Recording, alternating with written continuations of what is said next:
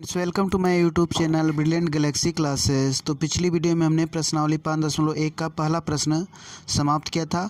आज हम उसके आगे के प्रश्न बताएंगे। तो देखते हैं आगे के प्रश्न। दी हुई एपी के प्रथम 4 पद लिखिए जबकि प्रथम पद ए और सार्वंतर डी निम्नलिखित है।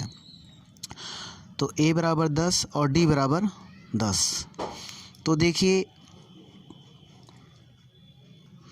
आप जानते हैं कि समांतर श्रेणी का व्यापक रूप जो होता है ए प्लस डी, ए प्लस 2d, ए प्लस 3d होता है, जिसमें ए प्रथम पद होता है, दूसरा पद ए प्लस डी होता है, तीसरा पद ए प्लस 2d और चौथा ए प्लस 3d। इसी तरह आगे बढ़ता जाता है।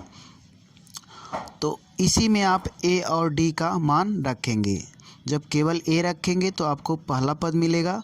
जब ए प्लस डी में रखेंगे ए और डी की वैल्यू, तब आपको दूसरा पद मिलेगा, क्योंकि दूसरा पद ए प्लस डी है और तीसरा पद ए प्लस 2d है। तो इसमें आप मान रखेंगे ए और डी का, तो आपको तीसरा पद मिलेगा। और चौथे में देखिए, इसमें आप ए और डी की वैल्यू रखेंगे तो आपको चौथा पद मिलेगा। तो इस एपी में प्रथम 4 पद ही आपको निकालना है। तो आइए देखते हैं।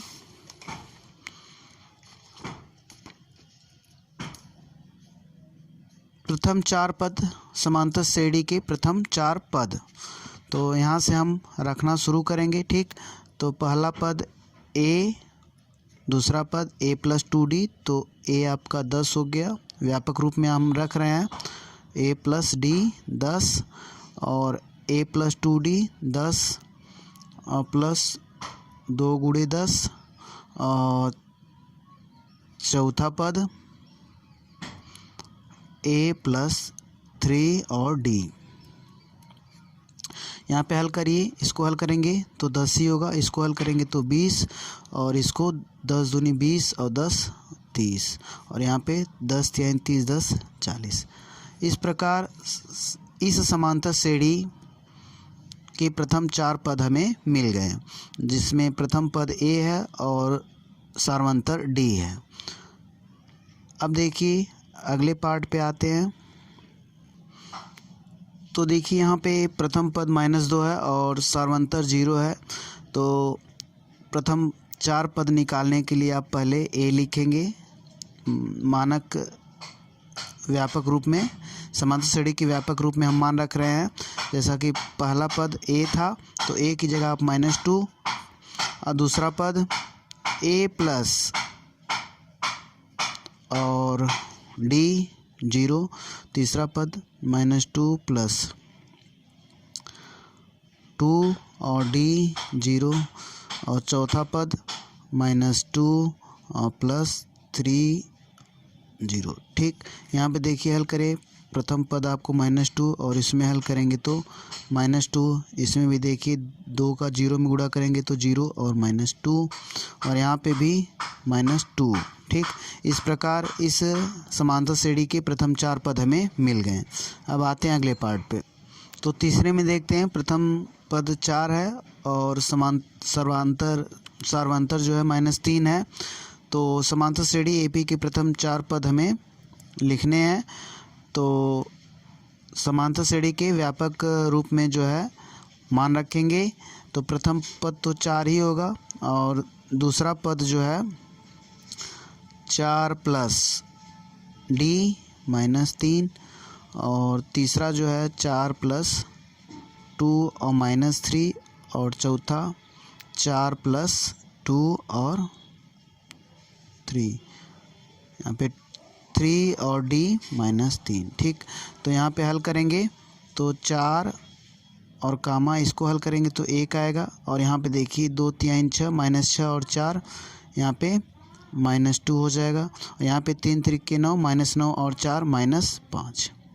तो यहाँ पे आपको इस समांतर श्रेणी के प्रथम 4 पद मिल गए, जिसका प्रथम पद ए है और सार्वंतर -3 है। अब आते हैं अगले पार्ट पे। तो यहाँ पे आप देख पा रहे हैं प्रथम पद -1 है और डी सार्वंतर 1/2 है। तो समांतर श्रेणी के प्रथम 4 पद -1 दूसरा पद -1 प्लस 1/2 और -1 plus 2 into D 1/2 -1 plus 3d होगा तो 3 इंटू 1/2। तो यहाँ पे देखिए हल करेंगे तो -1 और इसको हल करेंगे तो 2 × 2 -2 और प्लस 1 तो -1/2 हो जाएगा। ठीक, और इसको हल करेंगे तो 2 से 2 कट गया, -1 और 1 0 हो जाएगा। और फिर इसको हल करेंगे तो 3/2 है और -1 है। तो यहाँ पे जो है 1/2 होगा, हल कर लीजिएगा क्योंकि -1 है और ये 1.5 है। हल करेंगे, जोड़ेंगे दोनों को तो 1/2 हो जाएगा। इस प्रकार प्रथम 4 पद मिल गए। अब आते हैं अगले पार्ट पे।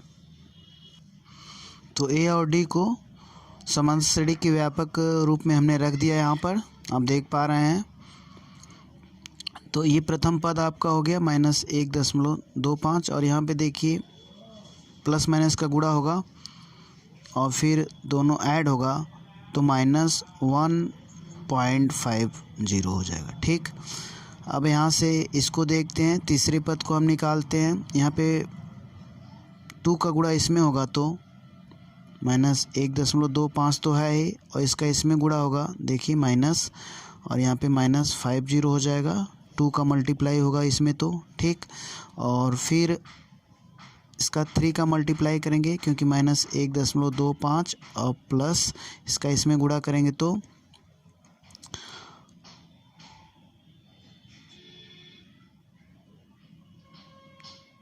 ये मिलेगा। ठीक, और प्लस माइनस माइनस हो जाएगा। यहीं पे लगा देते हैं, 0 लगाएं यार ना लगाएं। ठीक, तो देखिए अब इसको हम हल करेंगे तो पहला पद 1.25 और -1.50 दूसरा पद हो गया। इसको हल करेंगे तो 1 -1.75 और यहाँ पे हल करेंगे तो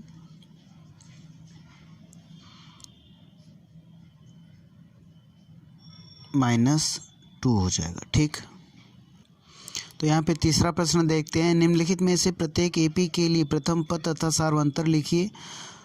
तो इसमें आपको ये एपी दी गई है, प्रथम पद लिखना और सार्वंतर लिखना है।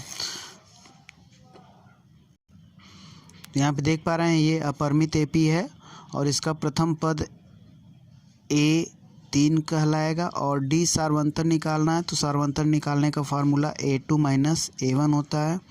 तो A2 यहाँ पे आप देख पा रहे हैं 1 है और A1 जो है 3 है। यहाँ पे हल करेंगे तो -2 आएगा। ठीक, तो अब आते हैं अगले पार्ट पे। तो अगला पार्ट देखिए, प्रथम पद इसमें A बराबर -5 रखेंगे और सार्वंतर निकालना है।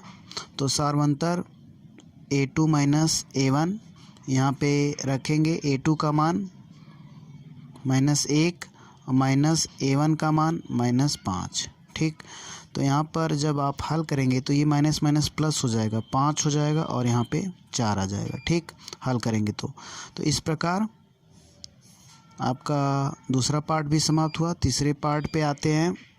तो तीसरा प्रश्न आप देख पा रहे हैं, यह समांतर श्रेणी है। इसमें प्रथम पद A आप जान ही रहे हैं, जो पहले होता है वही प्रथम पद होता है 1/3 और आपको D निकालना है सार्वंतर। तो A2 -A1 करना पड़ेगा। तो A2 5/3 है, देख पा रहे हैं, -A1 1/3 है। आप हर बराबर है तो घटाएंगे 4/3। ठीक, तो इस प्रकार सार्वंतर 4/3 निकला। आते हैं अगले पार्ट पे। यहाँ पे आप देख पा रहे हैं तो प्रथम पद A बराबर 0.6 होगा और D निकालने के लिए A2 -A1। तो A2 देख पा रहे हैं 1.7 है, घटाएंगे 0.6 तो घटाने पे 1.1 मिलेगा हमें। तो ये आपका सार्वंतर है। अब आते हैं अगले पार्ट पे, अगले प्रश्न पे, चौथे प्रश्न पे अब आते हैं हम। तो यहाँ पे आप देख पा रहे हैं निम्नलिखित में से कौन कौन एपी है। यदि कोई एपी है तो इसका सार्वंतर ज्ञात कीजिए और इनके 3 और पद लिखिए। ठीक ना। तो देखते हैं इसको। तो यह हमें चेक करना है समांतर श्रेणी में है कि नहीं, और समांतर श्रेणी में है तो इसके अगले 3 पद लिखना है और सार्वंतर भी ज्ञात करना है। तो हम सार्वंतर पहले ज्ञात करेंगे, 2 बार निकालेंगे सार्वंतर, क्योंकि सार्वंतर जो है A2 माइनस A1 से भी निकलता है और सार्वंतर A3 माइनस A2 से भी, A4 माइनस A3 से भी निकलता है। तो अगर सार्वंतर बराबर आ रहा है दोनों कंडीशन में तो समांतर श्रेणी में है। तो हम यहाँ पे निकालते हैं। A2 देखिए 4 है और यहाँ पे 2 है, तो घटाएंगे तो 2 मिलेगा। और यहाँ पे A3 8 है और A2 जो है 4 है, घटाएंगे तो हमें 4 मिला। आप देख पा रहे हैं यहाँ पे D और यहाँ पे D दोनों बराबर होना चाहिए, लेकिन यहाँ पे 2 है और यहाँ पे 4 है। ठीक, तो यह जो है समांतर श्रेणी में नहीं होगा, तो इसको लिख दीजिए समांतर श्रेणी में नहीं है, समांतर श्रेणी में नहीं है। ठीक, समांतर श्रेणी में अगर होगी तो सार्वंतर जो क्या होगा, बराबर होगा। चाहे जैसे भी सार्वंतर निकालें, चाहे किसी प्रकार से सार्वंतर निकाला जाए, वो बराबर ही होना चाहिए, तब तो समांतर श्रेणी में है। दूसरा देखते हैं। तो यहाँ पे आप चौथा प्रश्न देख पा रहे हैं, चौथे का दूसरा है। ये देखिए 2 है, 5/2 है, 3 है और 7/2 है। तो हम पहले इसे चेक करेंगे कि समांतर श्रेणी में है कि नहीं है। तो आप D 2 बार निकालिए, A2 माइनस A1 करके, और एक बार A3 माइनस A2। ठीक, तो यहाँ पे देखिए अगर हम 5/2 मीन्स 2.5 में से हम 2 घटा दें तो हमको कितना मिलना चाहिए, 1/2 मिलना चाहिए। ठीक, और यहाँ पर जो है A3 3 है, क्या है, 3 है। 3 में से हम 2.5 घटा दें, 5/2 2.5 होता है। अगर इसमें से भी 3 में से घटाएंगे तो जाहिर सी बात है 1/2 ही मिलेगा। ठीक, तो यहाँ पे देखिए दोनों बराबर है। ठीक, तो यह समांतर श्रेणी में है। ठीक, तो समांतर श्रेणी में है तो D आपका 1/2 हो जाएगा।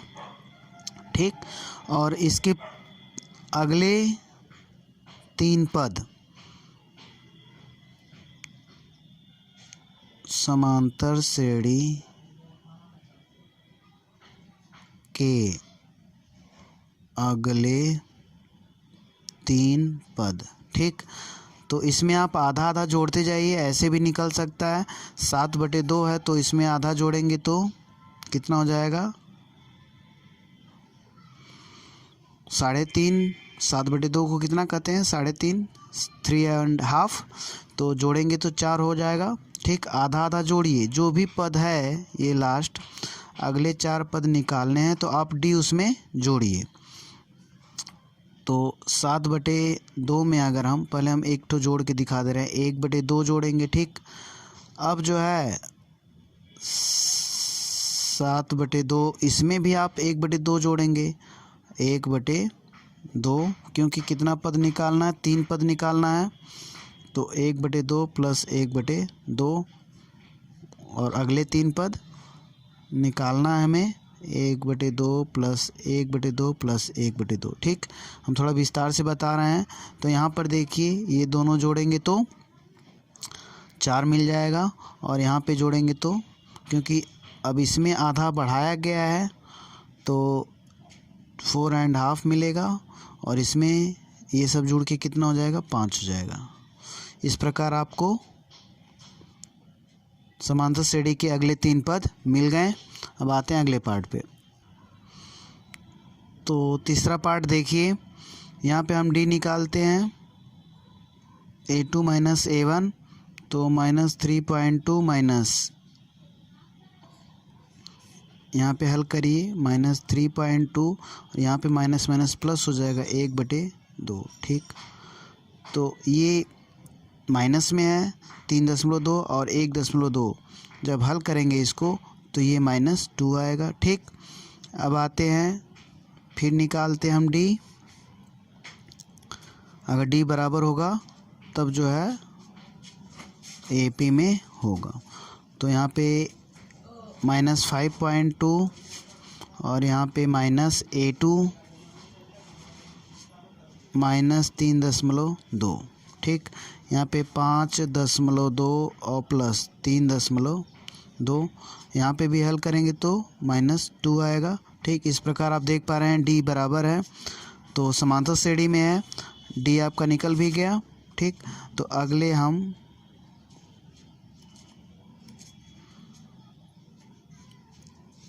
AP के अगले 3 पद, तो इसमें हम -2 जोड़ते जाएं, तो इसमें अगर हम -2 जोड़ेंगे तो -9.2 आएगा। फिर इसमें भी -2 जोड़ दें तो -11.2 और इसमें भी -2 जोड़ दें तो -13.2। तो इस प्रकार समांतर श्रेणी के अगले 3 पद मिल गए। अब आते हैं अगले पार्ट पे। तो इस संख्याओं की सूची को हमें देखना है कि AP में है कि नहीं है, तो हम D निकाल लेते हैं। A2 -A1 करके -6 और फिर यहाँ पे A1 रखेंगे। ठीक, माइनस है तो आप ब्रैकेट में रखेंगे, ये चीज़ ध्यान रहे। यहाँ पे D जो है A3 -A2 से, फिर A3 आप देख पा रहे हैं -2 है, -A2 कितना है -6 है।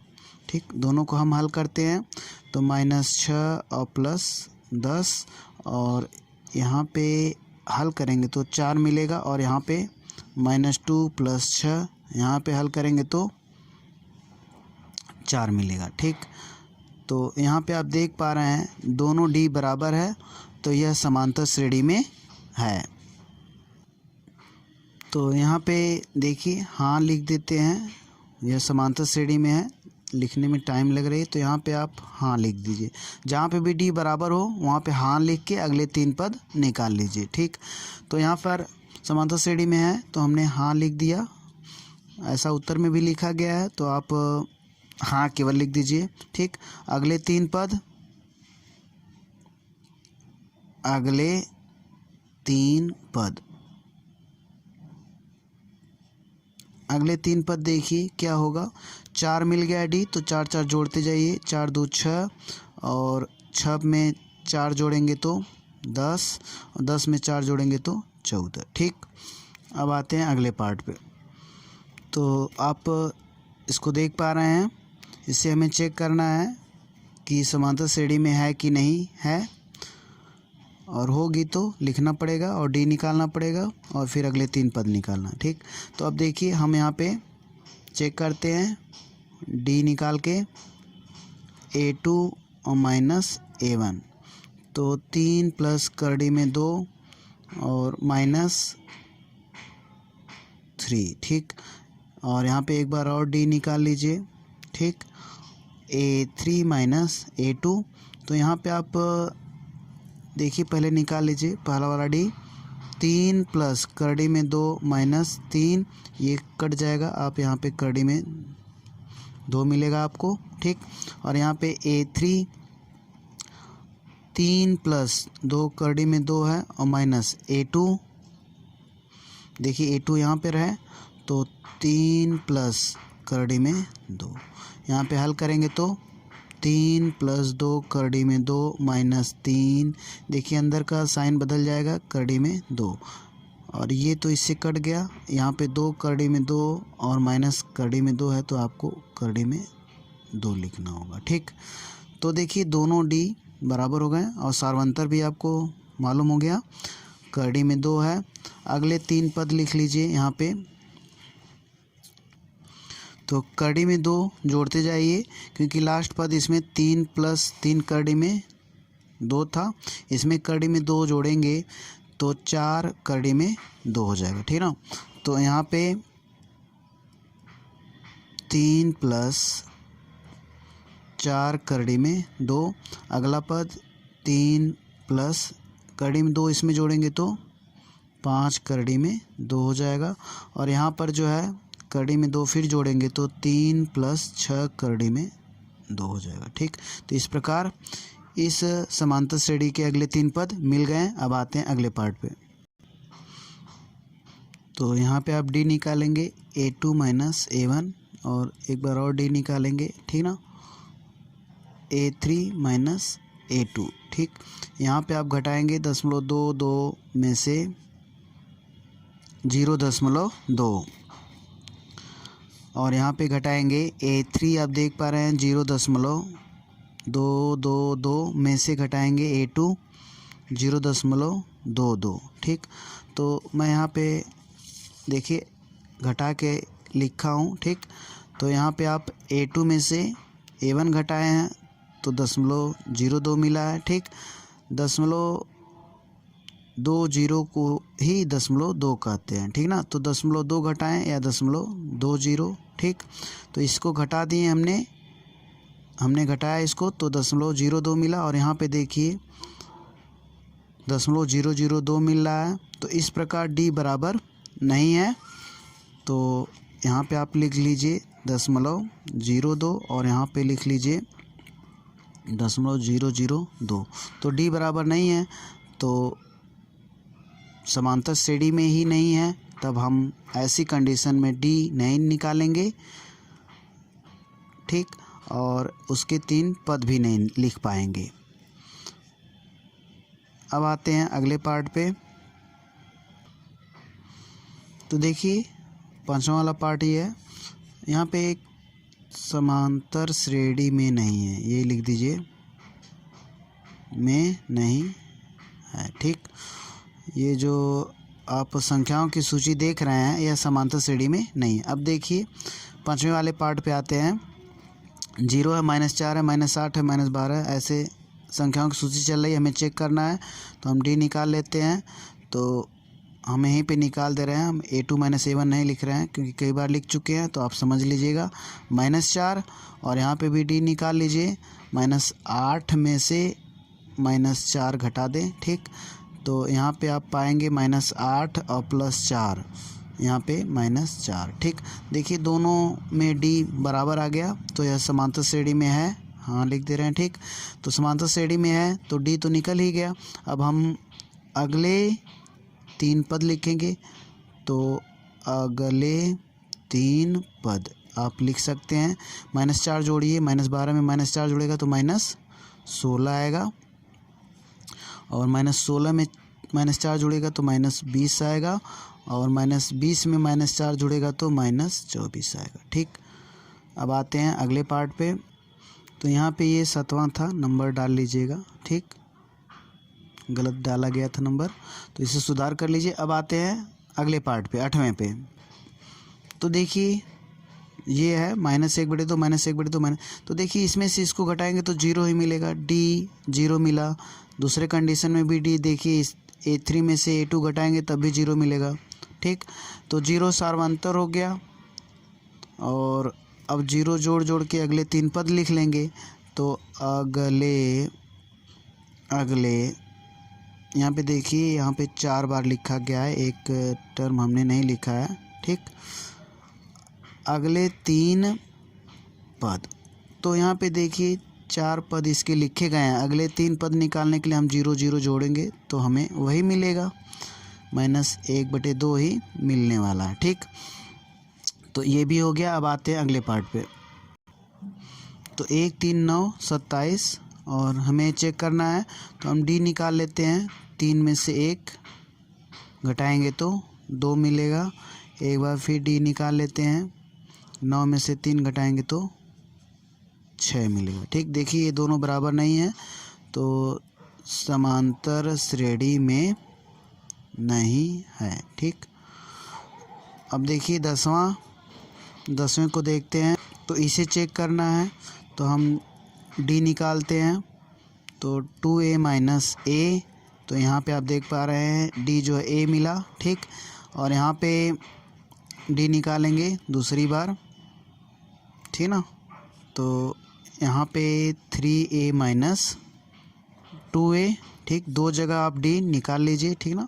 ये समझिए कि हमने दो जगह निकाला है, इसको अलग करने दिखाने के लिए हमने ये लाइन खींची है। 3a में से 2a घटा,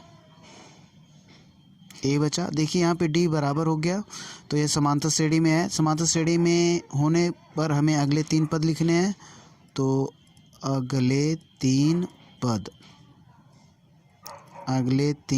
पद लिख लीजिए। देखिए 4a है, तो a जोड़ेंगे आप d, तो 5a मिल जाएगा और 6a हो जाएगा और 7a, ठीक।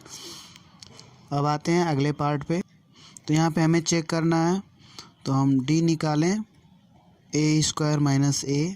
तो यहाँ पे देखिए घटेगा तो है नहीं, तो a कॉमन ले सकते हैं, तो a -1, ठीक। यहाँ पे d निकालेंगे फिर से एक बार, तो a3 माइनस a2, तो यहाँ पर हम a² कॉमन लेंगे तो a -1। देखिए ये दोनों तो मिल रहा है, लेकिन यहाँ पे a है, यहाँ पे a² है, ठीक। तो d दोनों बराबर नहीं है, तो समांतर श्रेणी नहीं है, समांतर श्रेणी नहीं है, ठीक। अब आते हैं अगले पार्ट पे। इस संख्याओं की सूची को हमें चेक करना है समांतर श्रेणी में है कि नहीं है। तो हम देखिए d निकाल लेते हैं, a2 माइनस a1, ठीक। तो करड़ी में 8 और माइनस a1 करड़ी में 2 है, और यहाँ पे d निकालिए, a3 माइनस a2, तो a3 करड़ी में 18 है, और यहाँ पे माइनस a2 जो है 8 है। यहाँ पे देखिए करड़ी में 8 को 2 करड़ी में 2 भी लिख सकते हैं, आपको मालूम होना चाहिए, थोड़ा सा विस्तार कर दे रहे हैं। करड़ी में 8 देखिए को हम 2 गुणे 2 गुणे 2, ठीक। करड़ी में है तो यहाँ पे 2 बाहर निकाल के लिख सकते हैं। जब रूट में है तो पेयर में से 1 निकलता है, जैसे 2 गुणे 2 है तो उसमें से 1 2 बाहर निकलेगा, ठीक। और जिसका पेयर नहीं बनता है उसे अंदर ही छोड़ देते हैं। तो यहाँ पे 2 करड़ी में 2। अब यहाँ से देखिए घटाना आसान हो गया, करड़ी में 2 बचेगा। यहाँ पे 18 है, तो 3 त्रिक 9 दूनी 18, तो 3 बाहर हो जाएगा, और करड़ी में 2 माइनस 2 करड़ी में 2, यहाँ पे घटा दीजिए, तो देखिए करड़ी में 2 मिल गया। d बराबर हो गया, तो ये समांतर श्रेणी में है, d निकल ही गया। अब यहाँ पर हम अगले